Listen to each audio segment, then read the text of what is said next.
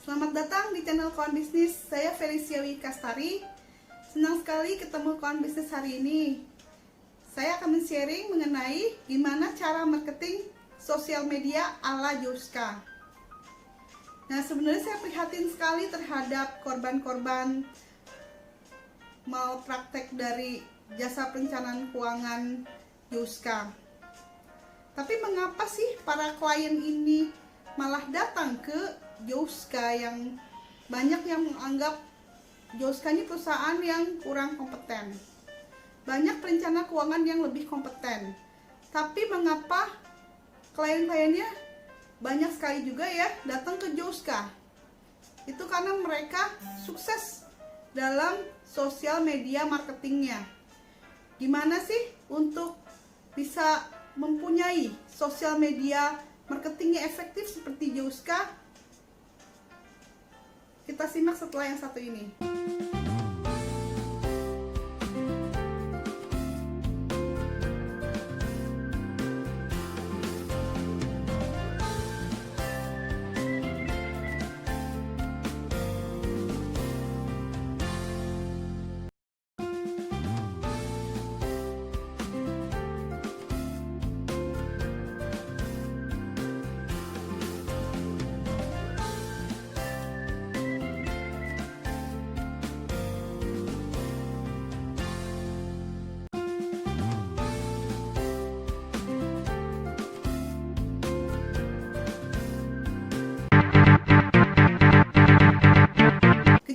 Kejanggalan yang dilakukan oleh Joska antara lain adalah mereka memfokuskan pada satu jenis investasi.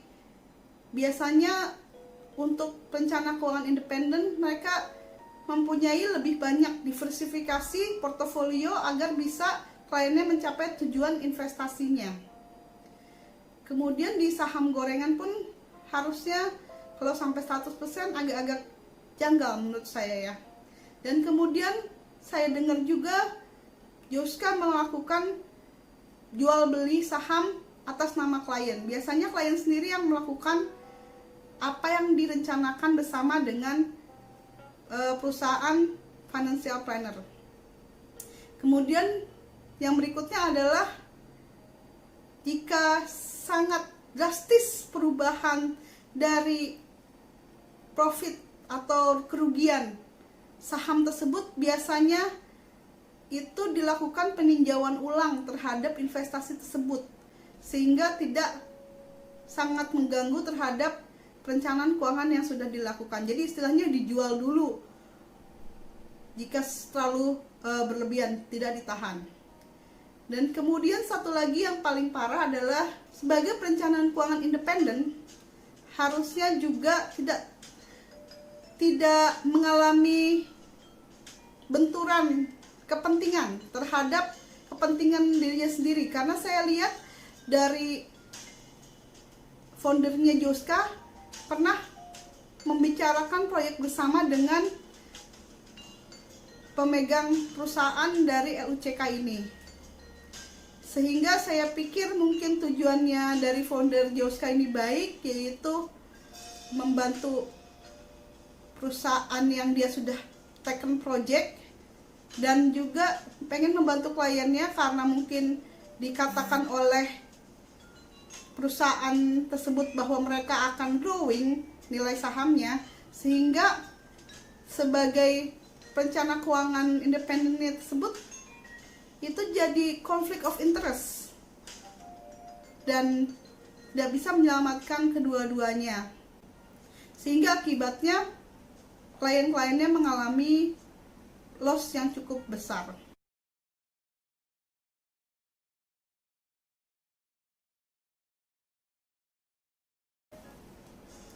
Terlepas dari kejanggalan-kejanggalan sudah saya sampaikan, seperti saya sudah katakan janjikan tadi, saya akan men-sharing lebih kepada apa yang bisa kita pelajarin dari Joska.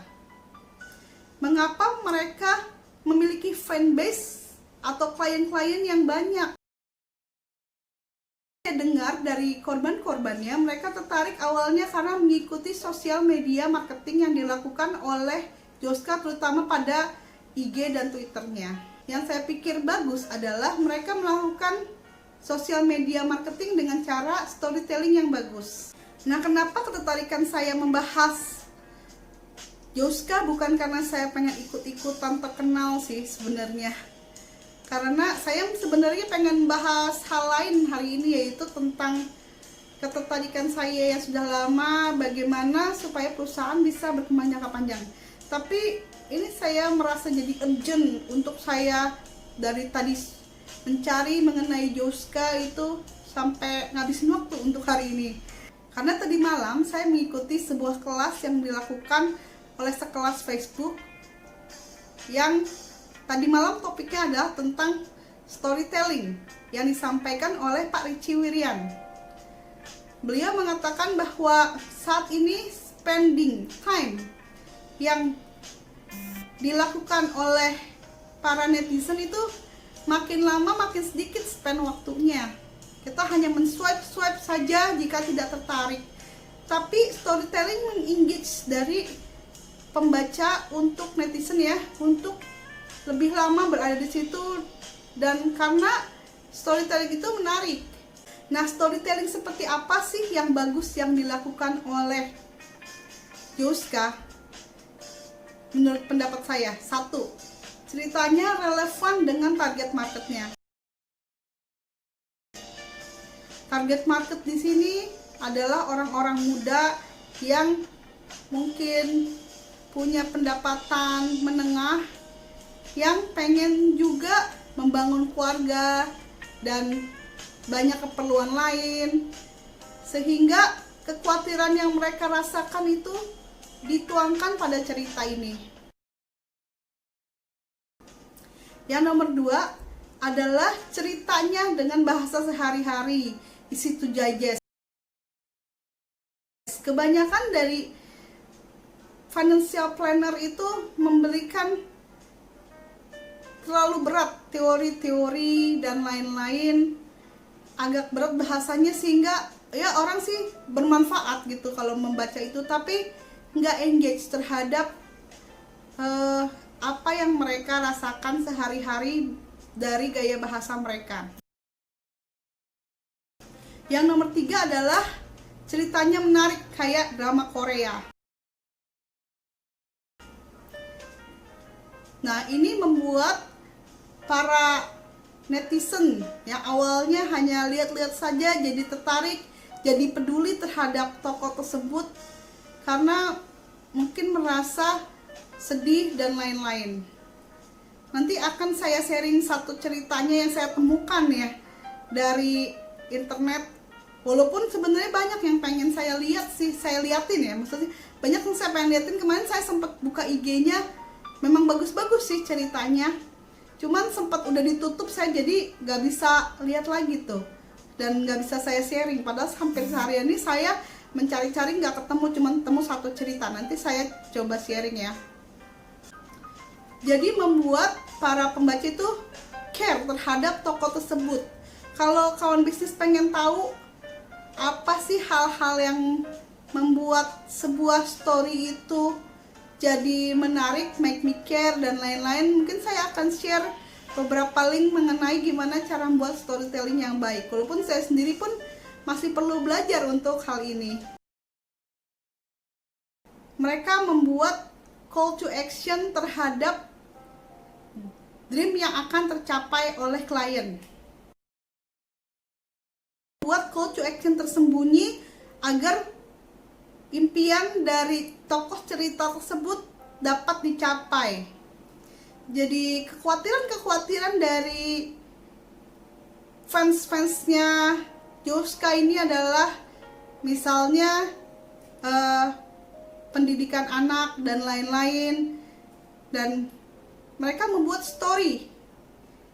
Ada seorang yang butuh pendidikan anak, misalnya anaknya masih umur 5 tahun, gimana nggak mungkin tercapai, tapi setelah mendapatkan jasa perencanaan keuangan dilakukan oleh Yoska, jadi tercapai. Ceritanya seperti itu.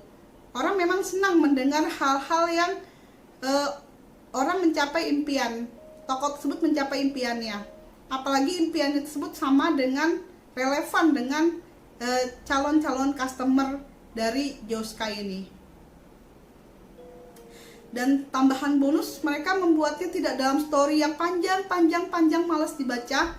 Mereka bentuknya di part, dibagi-bagi dalam bentuk gambar yang minimalis, saya lihat ya, sehingga tidak membosankan membacanya. Sini ironinya adalah banyak dari para pakar yang memang kompeten dalam melaksanakan perencanaan keuangan malah tidak mendapatkan klien-klien dari Joska ini. Malah Joska yang tidak melakukan praktek yang benar sebagai financial planner independent malah mendapatkan klien-klien ini.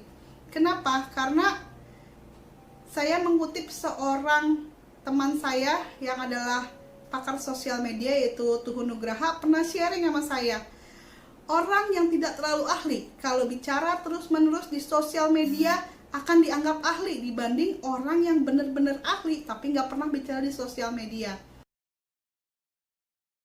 Jadi sayang sekali sebenarnya klien-klien ini akhirnya sampai terjebak di Joska. Sementara para perusahaan financial planner independent yang benar tidak mendapatkan mereka.